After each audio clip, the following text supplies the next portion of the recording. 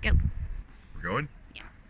Hey Josh, I was going to shoot y'all one more video regarding the places that we want to shoot later in the spring.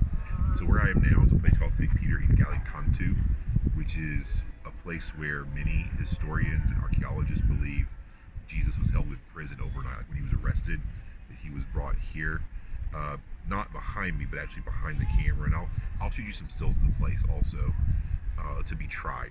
Okay, and the way you sort of I want to build the story is to talk about actually Peter quite a bit, because the place is named after him. It's called St. Peter Galicantu. Galicantu meaning crowing rooster. So St. Peter and the crowing rooster, and the whole church commemorates Peter's kind of failure that night, right? How he, denied Christ and that whole thing, and all over the church. And I'll shoot the pictures of it. There's all these pictures of roosters and what have you. And what I'd like to do in the video is sort of build the story of that night and just how abjectly Peter failed. Like I would like to talk through the Last Supper and how Jesus prophesies, I'm gonna be struck and you're gonna flee. And Peter says, no, I'm not gonna do that. No matter what, I won't leave you. And Jesus says, yeah, you will. Before the rooster crows 3 times, you will. Or before the rooster crows, you will deny me 3 times. And Peter's like, no way, I won't do that. And so he sort of has this conversation with Jesus and says, I'll never do that to you. Then you leave there, you go to the garden. Likely the road they took to the garden is actually right behind the camera, which I'll shoot that, give you a shot at too, when I send this over to you. But they would have kind of gone from the hill back here, down across the valley, which is to my left, which is the, that's the valley, that's the Kidron Valley, over to the Mount of Olives, where the Garden of Gethsemane was. They've gone over there, Gethsemane's over there, and Peter, of course, fails there too, right? Because Jesus is in agony and he's upset, and he's like, for the one time in history, you have God asking for prayer. Would you help me? And he asks his guys to go into the garden with him and to pray with him, and they go to sleep, and he comes back out and says, come on, wake up and pray with me for just 1 hour, and they go to sleep again.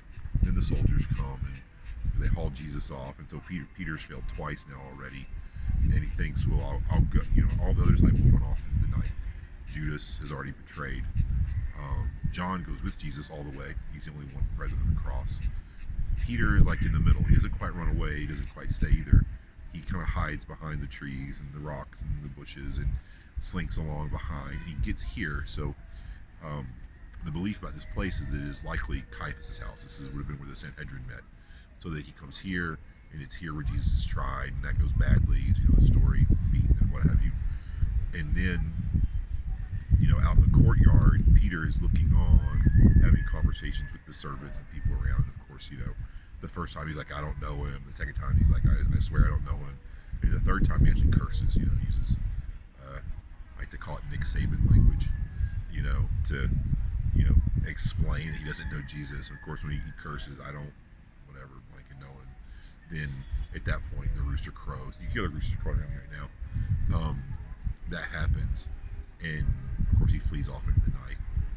But okay, we know that story, and you can really we can really, I guess, accent, or emphasize what happened, because all throughout the place, all this art, showing the event.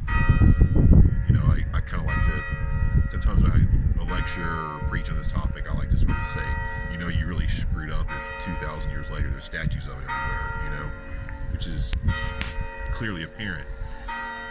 But the reason we come here, because we want to land on something instructional, is that if this is the place Jesus was tried, it's also the place where Peter and John are tried in Acts 4. Okay, so Acts 4 is the first real event after the Holy Spirit comes, the day of Pentecost.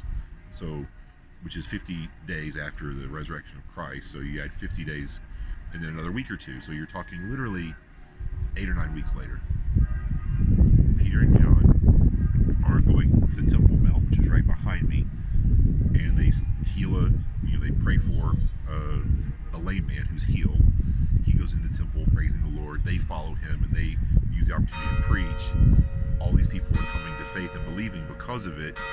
And so the the sort of the bad guys, the priests and the priestly aristocracy that didn't like Jesus, who had been headquartered here, send soldiers over there to arrest Peter and John, who were arrested and then brought here, held overnight, the same as Jesus was. And the Bible, names it the Sanhedrin, the same exact court that tried Jesus. So it's the same people in the same place. And they killed Jesus. And the last time Peter was here, he denied Christ. And so you have this tension set up of this test that Peter failed, and now he's brought back into the same situation where he failed before, which I think is something people can relate to. This is a place of repeated failure. I really blew it last time I had this situation. And so Peter is sort of retaking this failed test, if you would.